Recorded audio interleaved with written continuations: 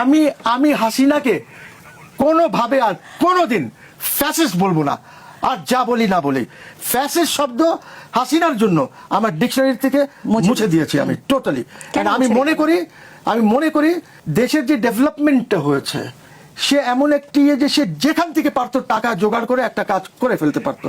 আজকে আমি শুনলাম, এখন শুনি নাকি যে এইটার স্বপ্ন দেখেছিল একজন, আজকে রূপপুরের নাকি শুনি স্বপ্ন দেখেছিল যার হয়তো জন্ম হয় নাই। সো পয়েন্ট ইজ, আপনি পাকিস্তানের কথা বলবেন, রূপপুর তো আগেই হয়ে যেত। এটা তো পাকিস্তান আমলে আইয়ুব খান এটা কনসিভ করেছে, one power plant in east Pakistan, one power plant in west Pakistan. West পাকিস্তানটা হয়েছে যখন দেশ ভাগ হয়েছে, তাহলে ওরা দুইটা করে ফেলেছে। জমি অ্যাকুইজিশন করা হয়েছে রূপপুরের জন্য। সেটা আজকের প্রজেক্ট না, it's an old project, but এটাকে অনেক সরকার এসেছে, সবাই কেউ এগিয়ে নিতে পারে নাই এক্সেপ্ট শেখ হাসিনা। জি।